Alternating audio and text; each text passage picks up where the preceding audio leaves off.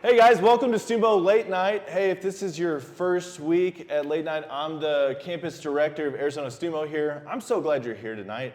Hey, if this is your first time, all we would ask of you guys is to sit back, relax, enjoy the talk, get some free food, meet some awesome people in this room. Come back next week. Man, we're glad you're here. Like Dane said, we're in the middle of a great series. It's called Accelerate. And so the idea of this series really came about when we were thinking as a staff team, like, man, what's the most important thing we can give the people in this room? And so we were thinking, hey, what if we could craft a series where we could help the people in this room have as much spiritual growth as they'd have in the next year over the next month? Like, if they could do a couple key things that would help them grow spiritually, where they could really accelerate their faith, man, what if we could make a series just like that? And so we got to work on it. We're really excited about what we're talking about these next couple weeks in this Accelerate series. And this is really important, guys, because there's a thing, it's called an emotional barrier, okay? And so I'll describe it this way. In the early 1900s, there was this mile marker that people could not beat. It was the 4-minute mile. And so there were all these people around the world were competing, trying to get the 4-minute mile. And there had been people for hundreds of years trying to break the 4-minute mile in terms of, man, can we get below that mark?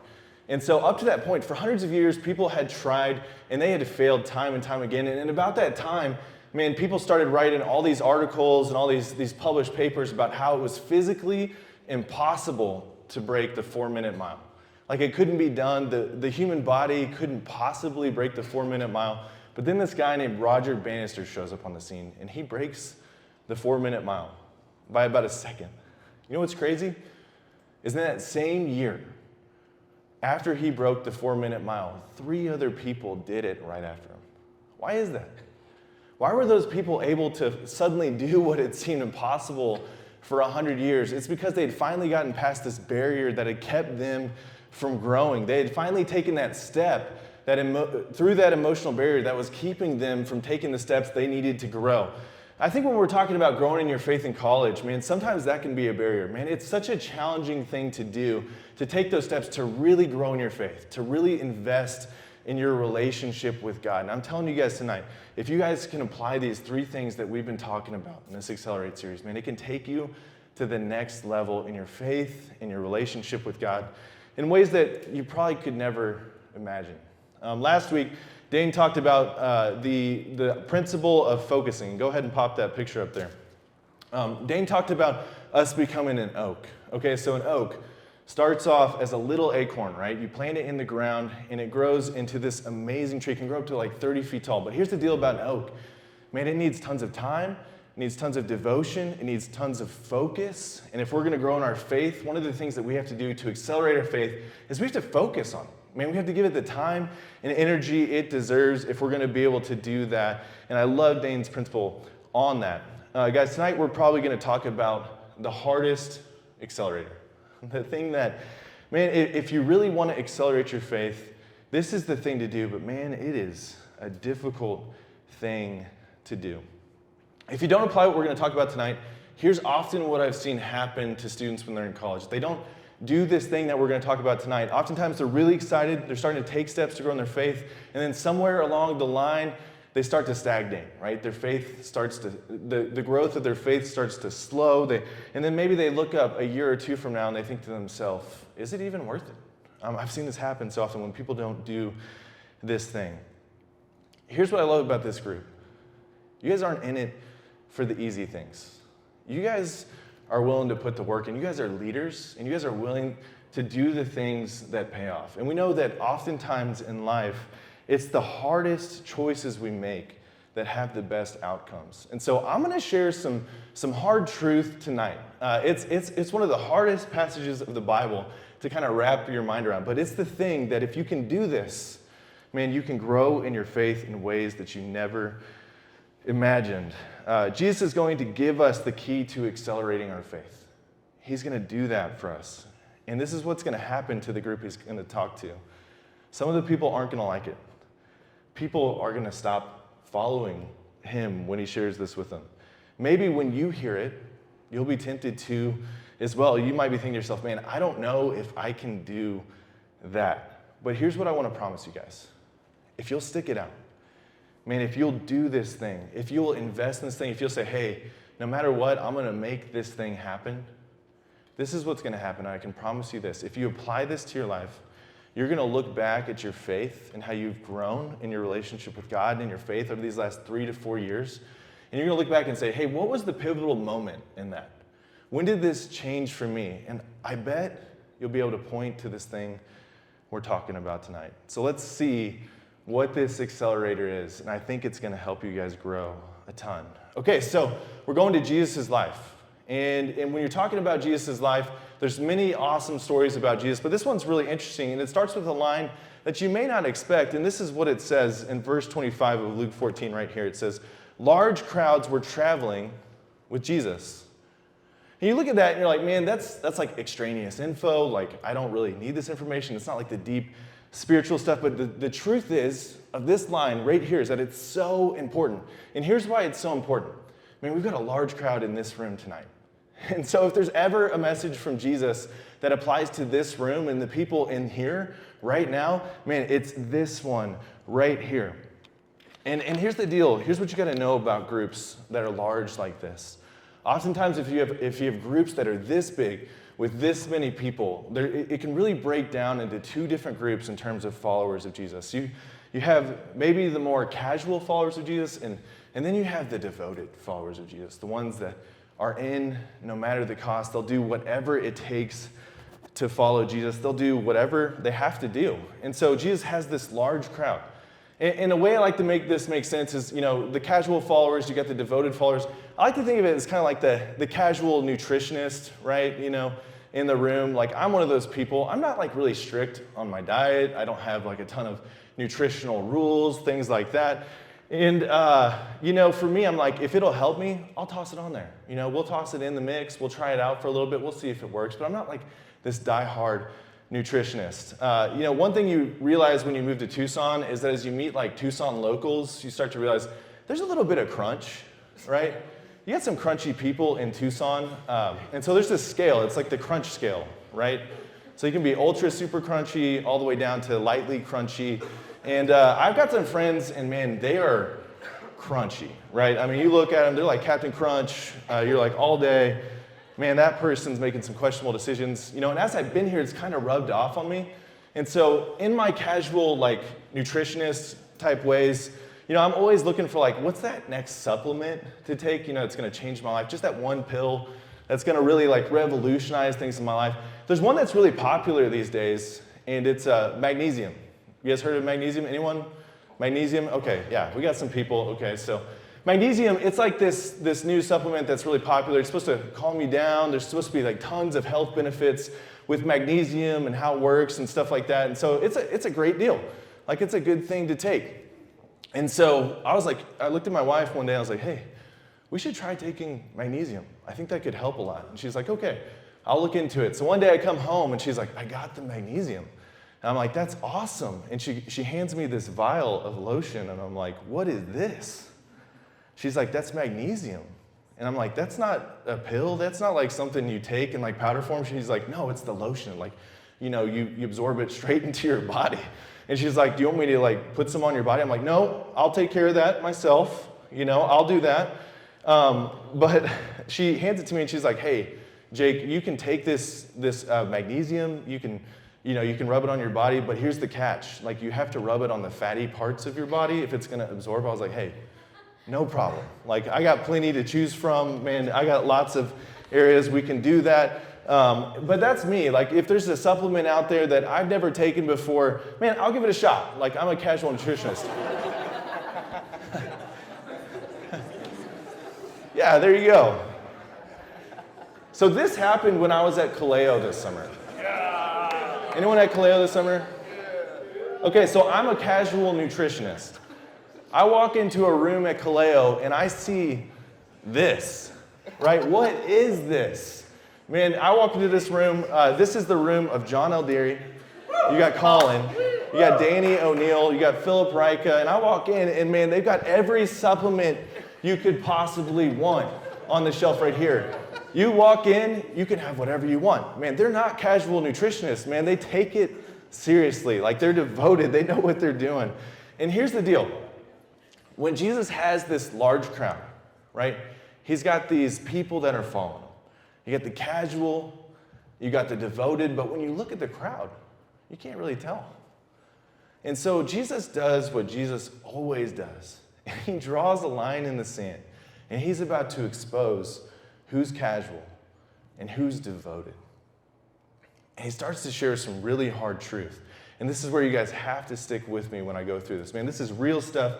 This is stuff you guys can handle and stuff that I want to share with you guys tonight. But man, it's hard truth. And Jesus looks at the crowd. He draws the line in the sand. And this is what he says to the crowd. He says this, and turning to them, he said, if anyone comes to me and does not hate father, mother, wife, children, brothers, sisters, yes, even their own life, such a person cannot be my disciple. That's tough. This big crowd, they're following Jesus like, man, this is great. And then Jesus looks at him, he says something shocking. He's like, you have to hate your family. He goes straight for the jugular, and he doesn't pull punches when he says that. Obviously, he's trying to make a point when he says that. Family's such an interesting thing, right? Like when you look at your family, there's times where you love your family. There's times where you hate your family. Like, man, family's for life. We all have run-ins with our family. My brother Caleb and I, man, we always had run-ins. If you're around me for any period of time, you're going to hear a story about one time where I hit Caleb in the head with a chair, right? WWE style. There was a time where he knocked me out in our hallway, right? I passed, out cold. Like, that happened for us. He's a big dude. He's like 6'7", 320 pounds. I'm not. So I lost most fights. But one day, I remember this specific time where we had our run-in. And I was about 10, and it was the day before my birthday. My mom's making a cake down in the kitchen area down there. And me and my brother were up in this upper room in our house. And my parents are letting us watch a movie because it's the day before my birthday. It's amazing. Well, there's one bed up there. And my brother lays on the bed. And he makes it very clear that I'm not sharing the bed with him, right? Like, I have no place in the bed. He kicks me out. So last week, Dane talked about like younger and oldest and youngest siblings. Who's a middle child in here? Can we get any middle? Yes, I see you guys. Let's go. I'm a middle child as well. So my brother kicks me out. And you know how middle children are. We're scrappy, right? We take the cheap shots. We're not looking to make it fair. And so my brother kicks me out of the bed. I'm like, oh, okay. We'll see how this goes. And so I'm starting to plan. I'm like, man, how am I going to get back at Caleb? How am I going to, make this thing count? And so he falls asleep in the middle of the movie, like a loser, right? He's probably going to watch this later. And I'm like scheming. I'm like, what am I going to do to tag him back? Well, I start looking under this bed, and I see this like plastic container, and it's got all these vials of stuff that I've never seen before. I pull one out. It says nail polish. And I'm like, oh, I have no idea what this is. And so I still don't really know what it is, girls. You know where I'm going with this. But I take the nail polish, and I'm like, oh, this is interesting. Like, you could do something with this. So I just start to paint my brother's face with nail polish. It's bad. If you don't know what's about to happen, it's bad. So I paint his face. I'm a middle child, so I'm smooth about it. I walk out, to the door. I'm like, Mom, how's it going making my cake? Is it anything I can do for you? She's like, no. I'm like, okay. You're great, Mom. I walk back in. I keep painting his face, He's still asleep. He's like moving. I'm like, oh, shoot. And so this goes on for probably like 10 minutes. I'm getting like different vials. I'm painting his face. And I'm like, this is hilarious. He's going to wake up with this stuff on his face. Well, I fall asleep. I don't even think about it. I wake up the next morning and I hear this. I look up. My brother literally has half of his face sealed shut, right? Like from the nail polish. I'm like, oh my gosh, I just sealed my brother's face shut. It's so dangerous, right? I got him back, right? He kicked me out of the bed. That's what middle kids do. Here's the deal about family, man. Sometimes we have our runs, but we love our families, right? And Jesus, he's saying this tough thing. And here's what I want to say. Man, I love my family more than anything.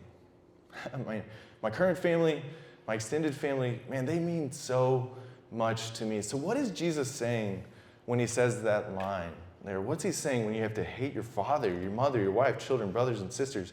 Yes, even your own life, if you want to be my disciple. Is he saying to actually hate your family? No, he's not saying that. If you look at all of his teachings, you'll see that clearly contradicts what he talks about loving people, man, caring about people. But what he's saying is that if you're going to be my disciple, the way that when people look at the way you treat your family, the way you treat me should be so much higher. The priority you put on me should be so much higher that in comparison, it looks like hate. That's a tough saying. He's saying, if you want to be my disciple, that's what your relationship with me has to look like. And he's starting to draw that line in the sand between the devoted and the casual followers of him.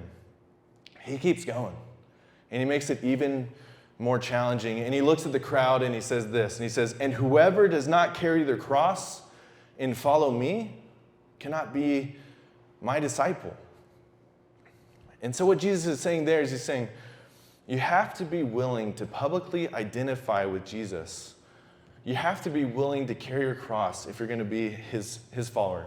You guys know what a cross looks like, right? It's 10 feet. You guys have seen them before. I mean, they're these huge wooden structures. Man, you cannot carry your cross without other people knowing. Like, it would be impossible to carry a cross around campus or anything like that without people absolutely picking you out of a crowd and seeing that, right? They would see that in your life. It's kind of like this. Everyone has their trademark style and look. Everybody does, right? I think of some famous people. You got Mahomes, obviously the hair, right? That's what he's going for. You got Taylor Swift. It's the everyday glamour look, right? Where you're like, hey, she's, every day. I can kind of relate to that, even though it's totally, crazy. She's got that kind of look going. That's her trademark. You got Steve Jobs. He had the turtleneck and jeans combo, if you ever look at Steve Jobs. You got Coach Prime. He has the sunglasses, right? That's his thing. He's got those sick sunglasses that he wears. I have a trademark look. And if you guys look at me, you probably know what it is. It's my eyebrows. Some of you are like, oh, I haven't seen those. Like, what are you talking about? No, you've seen them. It was like the first thing you noticed when you walked in, right? They're 5 to 10 size, the normal eyebrows, okay? If you walk around, it's the first thing you notice about me. It's my trademark look, okay? I have to take care of these bad boys, right? If I'm going to make it count, that's what I have to do. I remember this one time, it was my junior year in college, and I had just asked this girl on a date. And so I'd put all this thought into how I'm going to ask her on the date. So I cooked up this awesome date that we were going to go on. I asked her in this really meaningful way. We had set up the date, and then I was like, okay, I got to look good. And so I went to my barber. Problem was, barbershop was closed. So I hit up my friend. I was like, hey, who should I go to in town? And he says, go to this guy, so-and-so, over at this place. I'm like, okay, it's awesome. I'll go there. Well, they're open. I sit in the chair. He's like, is there any special occasion you're trying to look good for? I'm like, yeah, man, I got a first date. He's like, man, we're going to make you look good. I'm like, okay, let's do this. Let's go, man. And so he starts cutting my hair. I'm like, oh, this is awesome. Like, this haircut, this is one of the best haircuts I've ever gotten. He's making it look just right, He's really crafting it. And then at the end, he gets out the little, buzz thing, and he's starting to hit my neck and stuff like that. And then he takes it, and he goes zzz, right across one of my eyebrows. He can see the reaction on my face. I'm horrified. I'm pale. He's like, hey, did you want me to do your eyebrows? And I was like, I do now. I think we have to keep going. But man, he just buzzes that thing, right? And you can tell. It's something that you see. And that's the thing about my eyebrows, man. I can't do anything to my eyebrows without people knowing, right? They're going to notice if I do anything to my eyebrows. What Jesus is saying here is you can't carry a cross without people noticing. They're going to know.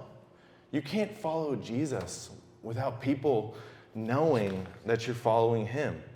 He's saying to this crowd, hey, if you're going to be my disciple, not only do you have to prioritize me in such a way that I'm the ultimate priority in your life, but on top of that, man, you have to carry your cross. You have to publicly identify with me.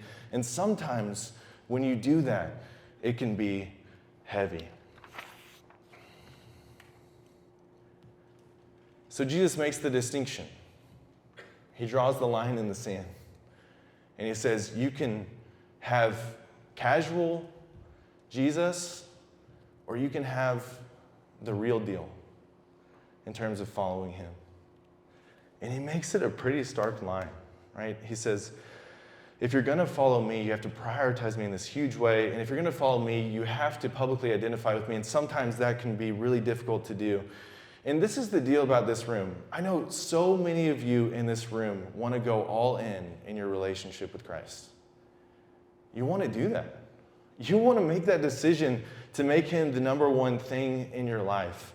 But you look at a teaching like this, and you look at what Jesus is calling these people to do and what he's calling all of you to do if you're going to have a real relationship with him, and you think to yourself, how can any single person do that? How can they do that? Man, that seems like such a high bar. How does anyone measure up to what Jesus is asking them to do in this text? Well, the great thing about Jesus is that he gives us the key to making good on this. He calls these people to this really high standard. He doesn't pull punches. He makes it very high.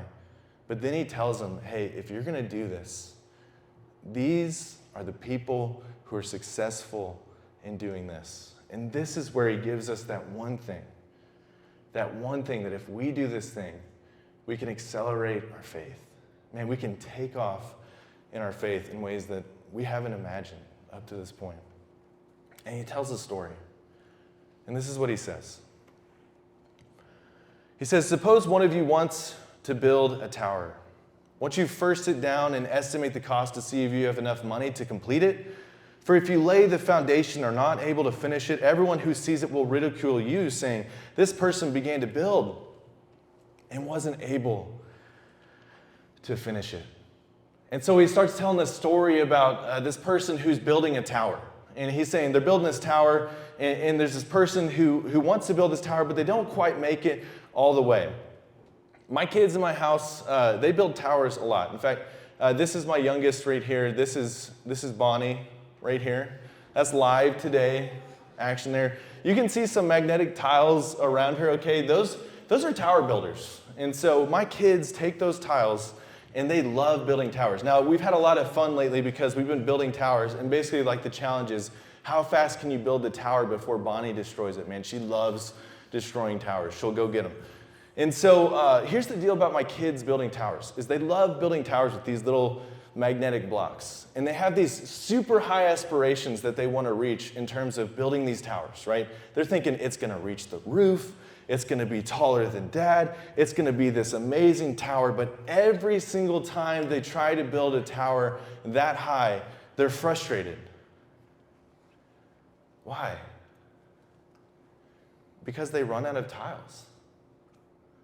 They don't have enough. They have these high aspirations for building this thing that is awesome, that is meaningful, something that will last, but they can't because they don't have enough. Many of you guys in this room have high aspirations for your faith. You want your faith to be something that's amazing. Man, you want to have a strong faith. You want to know God. You want to walk with him deeply. You want to sacrifice things for God, and you want to know the God of the universe. You want to have that incredible relationship with God. But have you counted the cost? Have you thought through what it's going to cost to actually make good on that relationship with God? If you want to accelerate your faith, the first thing you have to do is count the costs of what having a strong faith will require of you. It's the only way to make it through to the other side. Jesus is saying, I'm calling you to this high standard. If you're going to follow me, if you're going to be the real deal, if you're going to be my disciple, you have to pay the cost. And the only people who actually end up paying the cost are the ones who sit down on the front end of that cost and they think through, what is it going to cost for me to follow Jesus? They count the cost. Here's the truth. Most people don't do this. And I've seen it time and time again at the U of A, where I have these students that I'm meeting with, and they're taking these big steps to grow, but they never really count the cost or even think through the fact that Jesus might ask them to pay some cost to follow him. And then when that hard thing comes their way, they walk away. I don't want that for you guys. I want you guys to have a deep, meaningful walk with God. I want you guys to have a walk with God that lasts for a lifetime, something that's priceless, something that you could never have imagined how great it is. But when it comes to your faith, you have to count the cost. I want to prepare you guys tonight to count the cost. I want to actually sit here and help you guys think through, man, what is it going to cost for me to follow Jesus? If I'm going to make good on this thing, if I'm actually going to go forward with this thing, if it's going to be something that lasts in my life and it's not just this couple months thing that I'm excited about and then it fades off, if you want to go deep and have a meaningful relationship with God, I want to help you guys actually count the cost of what that's going to cost you to do that while you're in college. Now, here's the ground rules. If you're following Jesus, if you're making the decision to follow Jesus, it's the best possible decision you can possibly make. If you make that decision, man, it is priceless. You cannot put a price on it. I like to think of it this way.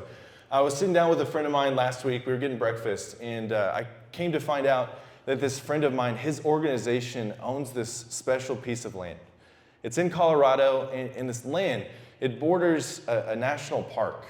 And so there's this park, it's amazing, it's beautiful, but then next to this park, there's this private land that's owned by this organization.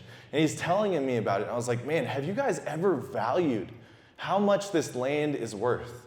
Have you ever thought or had someone come out and he says, we've never done that because here's the deal.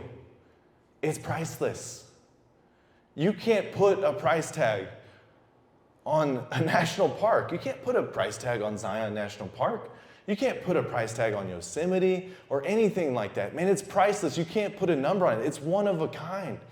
Man, if you're making the decision to follow Jesus and to turn from your sin and to trust in Him as your Lord and Savior, man, that's the best decision you've ever made.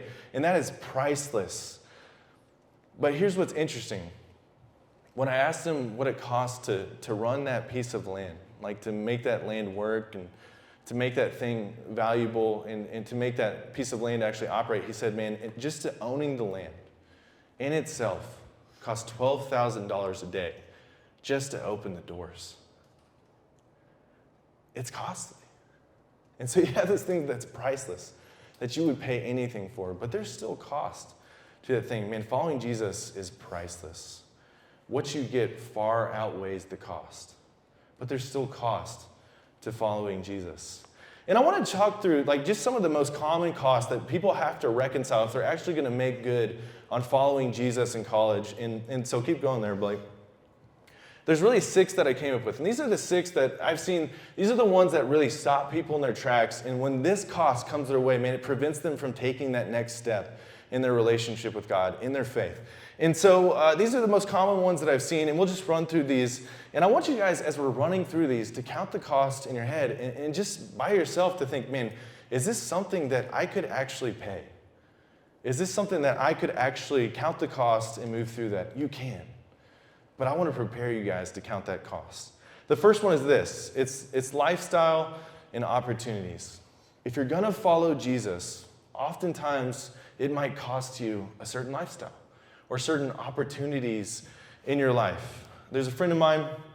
He's an older guy in a fraternity here, and he's actually a senior. And so senior year in your fraternity, it's supposed to be this year where you finally move out of the house, you get your apartment off campus where you can actually breathe and you can actually study for once and get things done. Well, he goes his senior year and he decides he's going to move into the house and live in the fraternity house his senior year of college. Why would anyone do that? It's because he's a Jesus follower.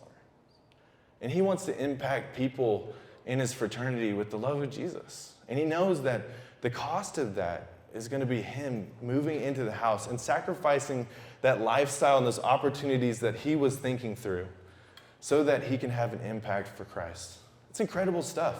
He's counted the cost. But Jesus might ask you to give up a certain lifestyle or opportunities to follow him.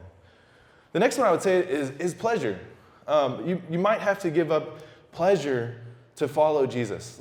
Let's make no mistake about it, man. The U of A, man, if you want any kind of pleasure, anything you want to do, you can find it here, right? If it's drugs, if it's sex, if it's, video games, if it's sports betting, whatever you're trying to do, man, you can find that, and you can find it in loads at the U of A, right? Like, you can have as much pleasure as you want. But if you're trying to follow Jesus, if you're trying to make him the priority in your life, there might come a time where he asks you to forego that pleasure so that you can follow him. It's a real cost. Man, when you give up that, you're truly giving up something, right? He might ask you to give up that cost. Another thing is relationships.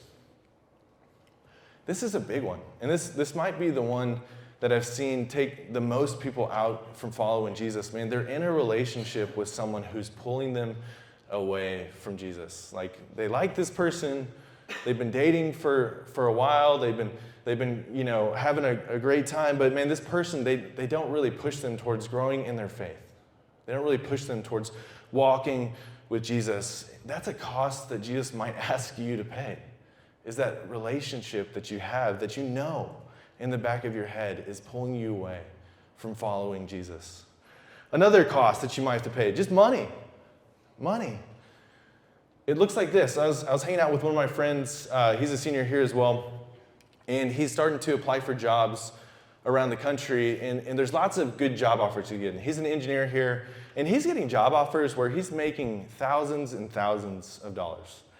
And so I was like, man, how's it going evaluating these job offers that you're getting? And he looks at me and he goes, man, it's difficult. This job offer is offering me way more money, but I don't think it's setting me up to live a life for Jesus that's honoring to him. And so he starts walking through the different scenarios of him following Jesus and taking a job after college. And what's really interesting is he might take a job that pays him half of what he could make right out of college, because he wants to set himself up to have a deep faith, to walk with Jesus, to impact other people. And he cares about that so much. He's willing to count that cost and pay the cost there. The next one is people's approval and reputation. If you start following Jesus, if you start carrying that cross that he's asking his disciples to carry, it might cost you your reputation. It might cost you people's approval. There's many people I know that have done ministry and followed Jesus in their sports teams, in their fraternities, in their sororities, where there's a contingent in that place that does not like them. They talk behind their back. They make up stories about them. They don't invite them to things. They exclude them from things. They make up things about them. Is any of this stuff true? No. But they're a Jesus follower, and people don't like it. And so if you want to follow Jesus, that might be something that you have to give up. It's people's approval or your reputation. And the last thing is this. The last most common cost that I see people have to pay to follow Jesus is this: comfort. Following Jesus might make you step out of your comfort zone. That's the truth. I mean, we live in a world, and this is just real talk, guys. We live in a world where everyone around you is telling you to do the thing that feels good, the thing that's safe, the thing where you never ruffle any feathers, where you never step out of line, where you never do anything that makes you feel bad, where you never potentially risk and do something that might have a risk in your life. If you're going to follow Jesus, you might have to give up your comfort. You might have to do something that causes you anxiety. You might have to put yourself in an uncomfortable situation. You might have to do something that's hard or difficult that you never thought about doing before. It may be one of the costs of following Jesus.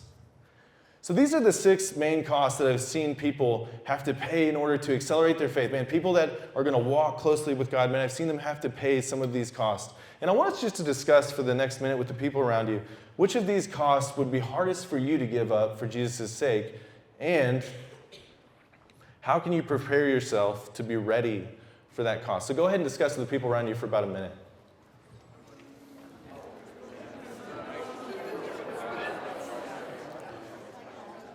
You know, the truth about all those costs is those are things that everyone will wrestle with in terms of their relationship with God. They're things that I wrestle with, things that everybody in this room is going to have to wrestle with. So hopefully that was some good discussion for you guys.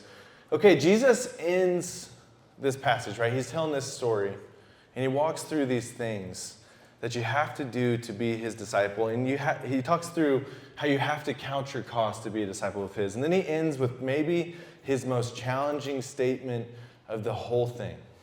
And he says this.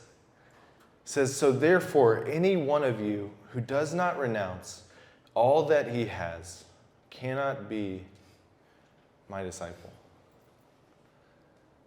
It's a tough teaching where Jesus looks at this large crowd, these people who are coming from so many different backgrounds, these people are coming from so many different places, and he looks at him and says, hey, if you're not willing to pay the cost, you cannot be my disciple.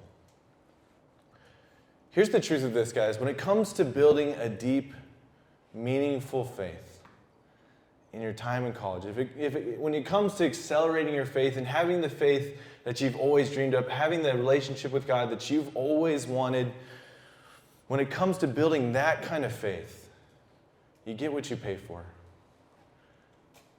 Now, here's the deal, man. Jesus offers the free gift of salvation. That's what he offers all of us. He says, hey, if you want to follow me, I'm offering you this gift, and it's free. Man, if you want to follow Jesus, you don't have to be good enough. You don't have to earn it. You can't be a good enough person to get it, to get that free gift that he's offering. But he's saying, hey, if you want to be my disciple, if you want to be close to me, if you want to have a deep relationship with me, it's going to cost you. There's this interesting town outside of Turkey, and this is what it looks like right here. As you can tell, there's like hundreds of castles, right? So this is in Moderno, Turkey, and basically this developer, he had this vision in 2017. He said, hey, I'm going to buy this beautiful piece of land. It's a beautiful place, right? And he said, we're going to build hundreds of castles. And these are going to be for the rich, for the wealthy, where they're going to be able to have this beautiful castle in this beautiful piece of land. We're going to build hundreds of these things, and we're going to make this thing happen. He had this dream and this vision that he was aiming for, and he started to build these things. In fact, they hired 2,500 workers to start building these castles. They obviously build hundreds of these castles where you see them. I mean, they're beautiful castles, handcrafted, amazing pieces of art. But here's the deal. If you walked up to one of those castles today, or any of these castles, for that matter, you would find it's not finished. It's not complete. They're all abandoned. Nobody lives there. I mean, we're talking hundreds of millions of dollars of construction supplies, hundreds of hours of construction, so many people working on these things, and they're all empty. They're all abandoned. What happened? They didn't count the cost. They had this great vision. They had this great dream. They wanted to see something amazing happen, but they didn't count the cost. And now it's sitting there, abandoned, this beautiful place that could have been. I want every single person in this room to have an amazing faith. Not one that's good for 6 months, or a year, or 2 years, or even all of college, and then it fades off. It's that thing you talk about. Oh, remember that one time in college where I was into that thing, and that was awesome. I want every single person in this room to have an amazing faith. One where they're close to God, one where they found something so priceless, they would never trade it in for anything. If you want to accelerate your faith, you have to count the cost. And if you count the cost and the time comes, you'll be ready to pay the price for a priceless faith. Thanks.